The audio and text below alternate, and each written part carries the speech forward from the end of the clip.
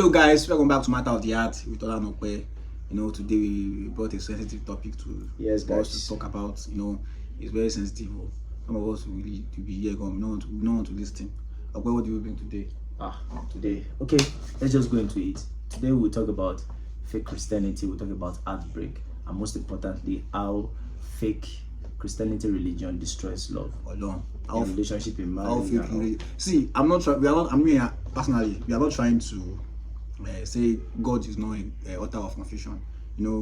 I feel like anything God has an it's always perfect. Yes, it's always a blessing. So I'm just see the reason why we brought this topic up was because I was having a conversation with one of my cousins, and she said something that triggers this topic on my head. So I want us to share it together, both of us, all of us. I want us to share it together because it's a community. I know if I see something that is good for my community, I'll bring it to my community. So should we go straight to the topic? Yes, let's eat it. Let's eat the name. Yeah, with the hammer. Straight. Yeah, okay. Yeah. I was talking to my cousin today. Okay. And she said something about this guy. I'm talking to him, but he's not religious. And He's not religious. He's not religious. Okay. He's not religious. She said, she said that now I'm trying to get closer to God. I'm trying to move closer to God, and I want someone that we can do that movement together. We can move together to God. So this is my question.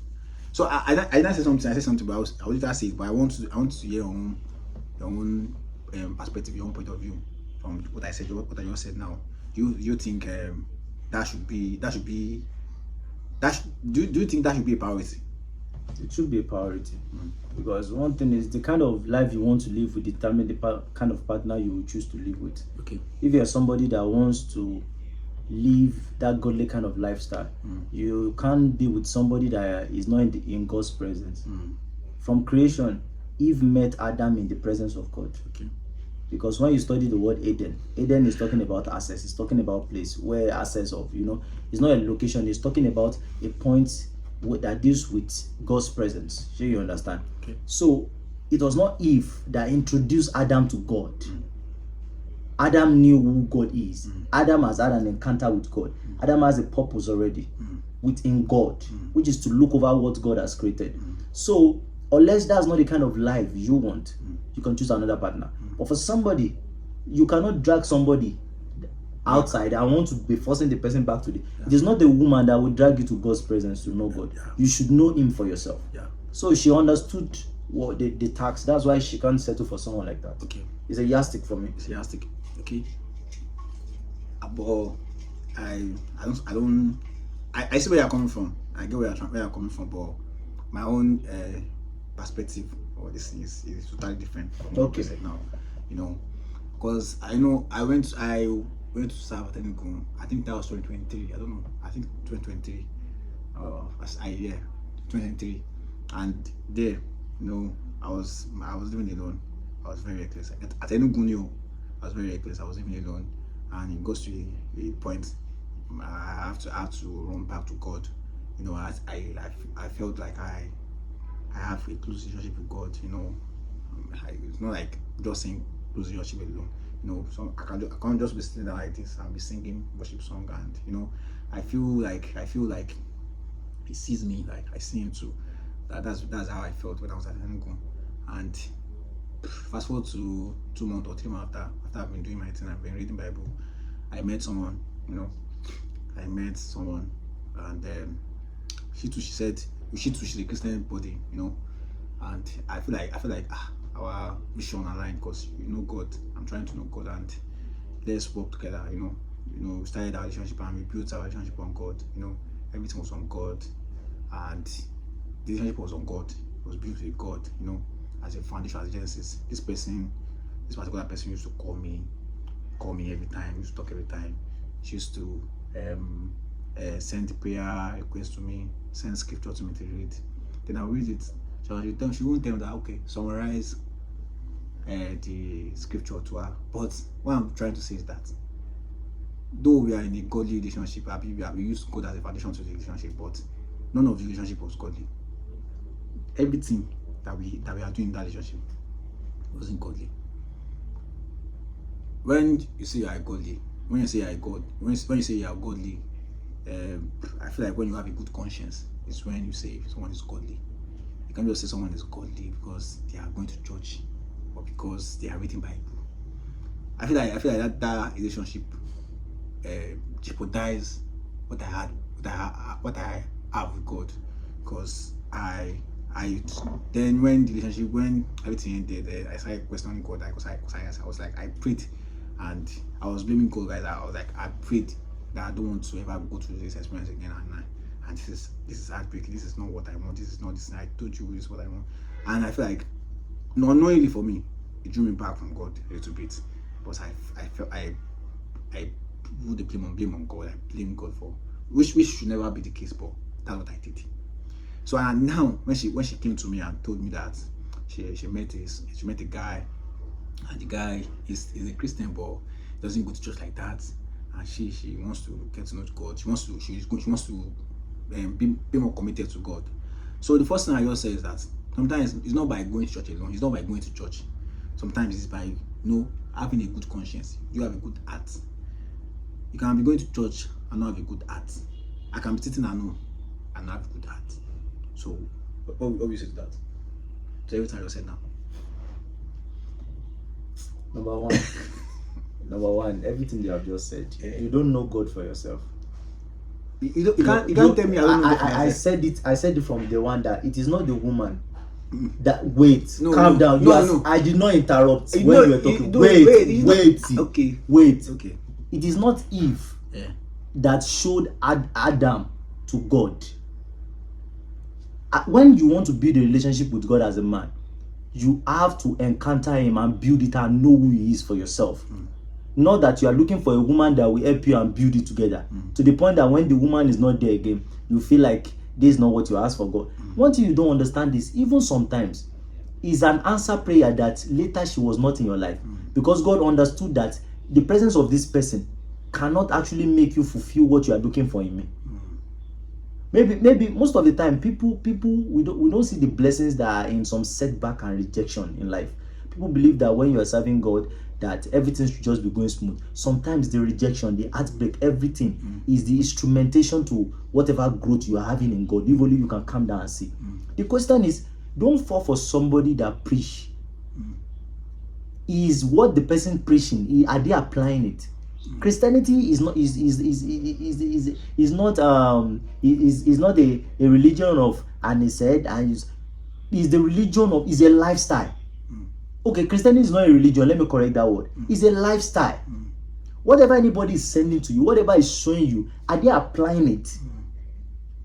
This Bible, if you can be reading the way you are reading over, you can have a knowledge of something and not apply it. What are we calling wisdom? The right application of knowledge. So what's the essence of the information you have and you can't apply it? Somebody tell you that the Bible says thou shalt not steal. Because the person is sending you, you now say you believe that the person cannot steal. You now later see that the person stole. You now say the Bible is fake. Bible is not fake now. It's the person you met that is fake. See, this is where I'm coming from, and I get what you're trying to say. I'm not blaming you for anything, you understand? But I'm just saying that in all the thing, what actually happened is we used to have misconception on who we call the child of God. When we are looking for the child of God, people believe that is everybody you see in the church that is child of God. Church is like hospital. Is a place for spiritually sick people. No, I get what you're trying to say, but let me. I'm saying that what I'm trying to say. This is why I went back to my memory to dig out that memory. I'm not trying to say that maybe the relationship affected the way I see God. No, you never said that. You said he draw you back unconsciously a little bit from God. One of my my checklist then was I always look for someone that is very, very godly, or someone that goes to church every time, someone that is very, very godly. And later on I realized that godly can mean different things. Godly means maybe you can go to church. So when people see you, they say, okay, we are godly. I feel like that's what I was going for before. But now I'm not going for that again. I'm not going for that godly again. I'm going for godly. I have a good conscience. You can think very. To me, that's what me I feel. I wish I could just break this down for you and you understand. Yeah. What you're saying in essence is this. It's like I said, I want somebody that is very educated, that is brilliant. I now choose to select somebody that does not miss school, that always go to school. Listen, no, that every time she's in school. Now at the end of the day, she goes to school, but she does not even listen. She does not even pay attention to. She's just going to school, probably because she wants everybody to think that, so that her parents will not say she did not go to school. I get what I'm saying. So at the end of the day, I now chose that person.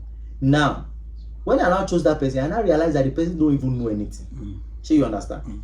But there are people in school that know something, but that particular person did not know something. Now I should not, because that person was going to school constantly, and I discovered that he's not brilliant. I should not say that it's not by going to school that will make you brilliant. And the truth is by going to school is one of the points. But when you go to that school, did you pay attention to what is being taught in that school? Did you apply it? Because if you say it's not by going to school, no problem. Yeah. But it's also by going to school, because it is the place of knowledge, but they will not force it on you. You have to participate in what is going. So knowing that somebody is going to school, you must know that the person is participating in the curriculum of that place. That's one thing about church. You see somebody going to church, when they say godly, it is the lifestyle of people that will make you say they are godly, not just the activity. But don't say it's not by activity. Activity has a part to play too. Because faith comes by hearing and hearing the word of God. Most people, we can't just stand alone and read Bible very well sometimes. Because of the works of life, you have to pay those bills. Sometimes it is, but church for me is like a place that we charge ourselves. It's just like when our phone is low, you have to charge it again. That does not mean that the phone cannot do some more, but about to run dry, you have to charge it again. So church is that place that will receive the dose. It propels us again. So church is not the issue. But most of the time, we need to pay attention to the lifestyle of the people that will say they are godly. And how do we know that someone is godly if we don't even know the lifestyle of Christ? We need to know the kind of lifestyle we expect from them to live. Then we'll be able to recognize it. That's why I'm talking about knowing God for yourself. These things, I've made this mistake before too in my life. You understand? And there are people that don't go to church all the time, that they have empathy. But study them. They are raised by parents that have experienced God and has imbibed that thing in them. And if you see them not going to church, if they are going to church, they will be more better in that thing. And secondly too, is the kind of church that goes to matter too. There are some churches that will even draw you back from the faith. Yes, there's some church that will. So you need to understand that, okay, it is a church where the word of God is being preached undilutedly, and they are applying it. So all these things, that's why I say, until you know God, that's why you'll be able to recognize. I've been to churches that after service I did not step there again.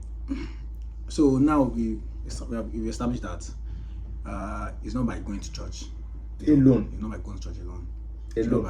But going to church to pays attention. It's about it's about that. See, I get what you're trying to say, and I understand where you're coming from. But even you can, this person is not.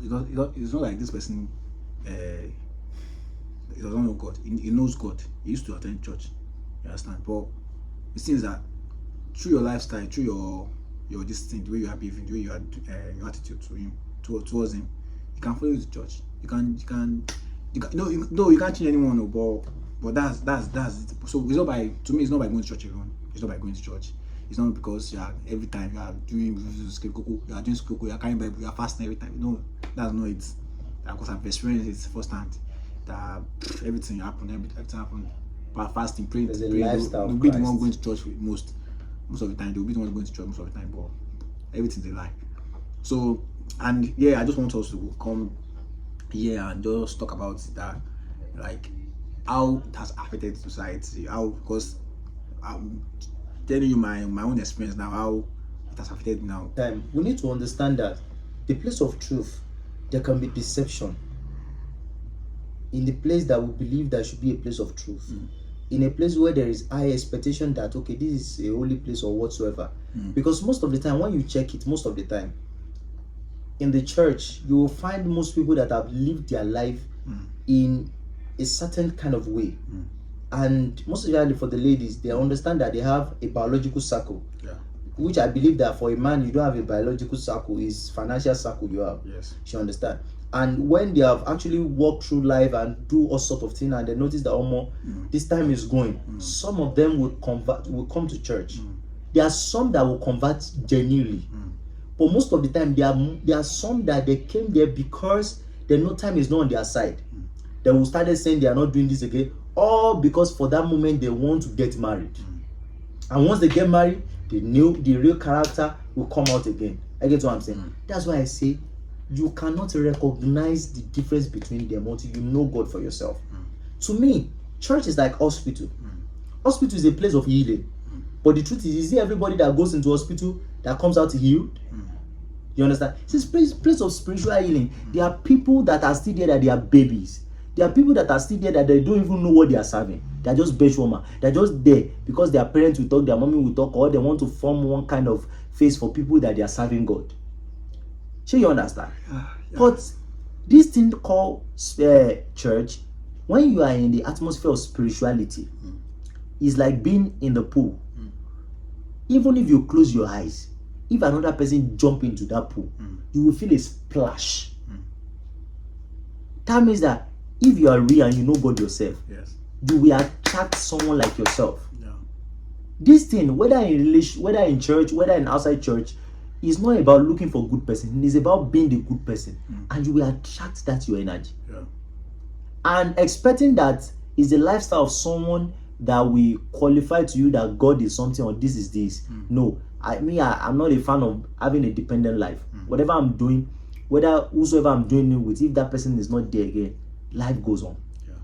So now maybe it's because of your pastor that you believe in God. You don't know what the pastor have done in secret. Maybe God now dealt with him. You now say that because if this thing can happen to pastor, then it can happen to me. No, the relationship with God is individualistic. It's a personal thing. It's a personal thing between you and him.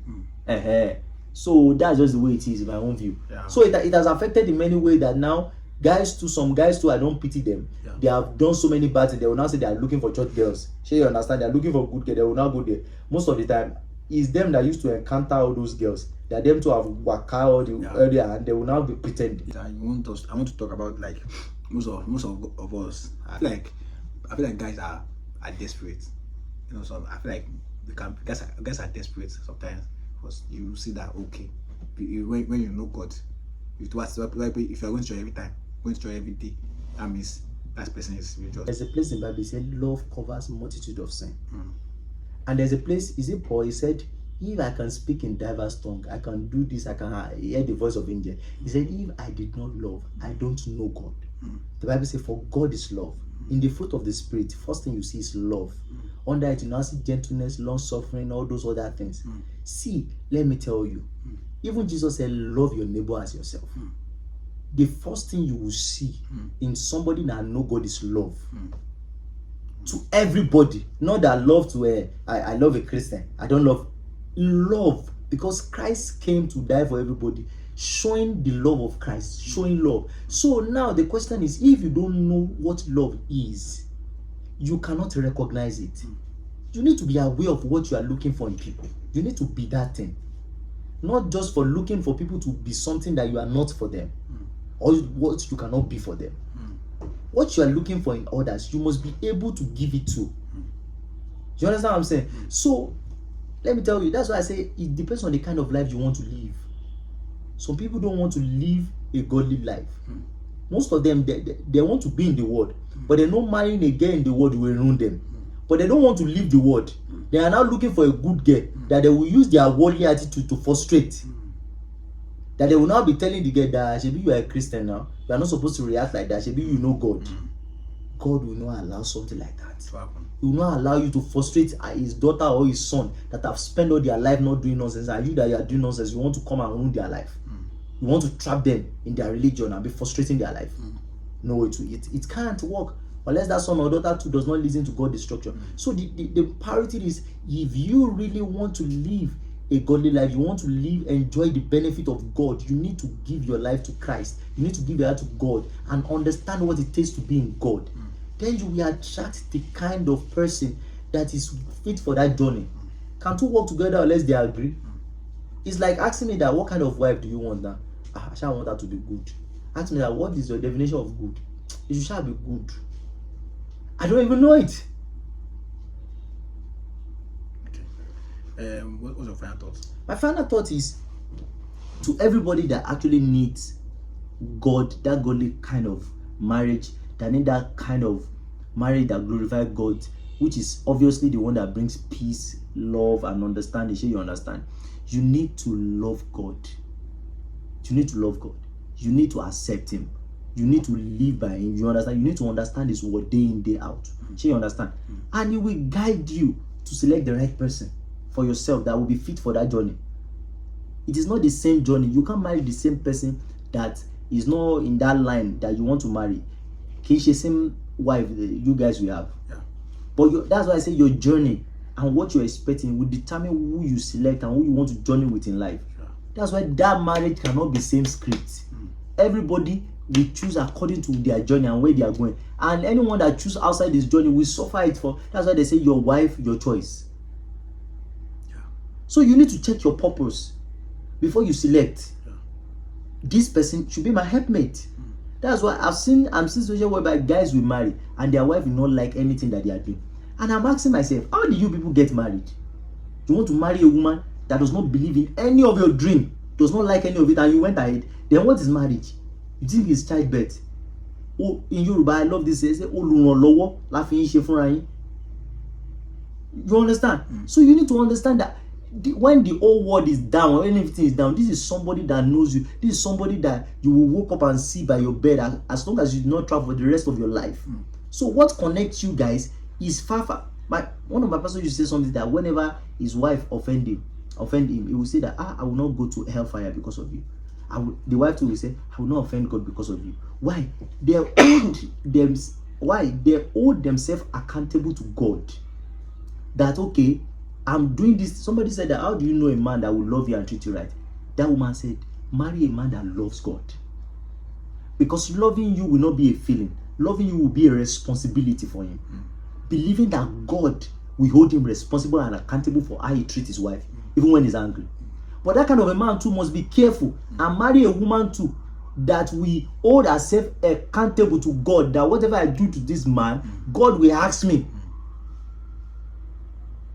So you understand? Now where the chaos comes is when you have that mindset and the woman knows that that's the kind of man you are, that no matter what is what God says you will do, she now pretend for you. You now marry her, you now discover it's not like that. And you know in the Christian no divorce. They will tell you you don't carry her, you don't carry her. I'll be frustrating you. I still have that. I always say that no God. But yeah, I went to digging deep. Maybe I think that was last week. When talking about knowing God and everything. But I was not like, okay, did I believe God? You know, because there's a difference between knowing God and believing in God. You know, and believing in God is knowing Him. You know, believing in Him that I can do all things for you. Is knowing Him, trusting Him that He will do it. So I feel like most of us that are going to relationship and we are going for a Christian girl, for church girls, I feel like most of us, we don't even know God ourselves. We don't believe God. We don't believe in God ourselves. Yeah. As Ope used to say something is wrong with me. That's why I've not met the right partner. So yeah, to me too, I feel like something is wrong with me.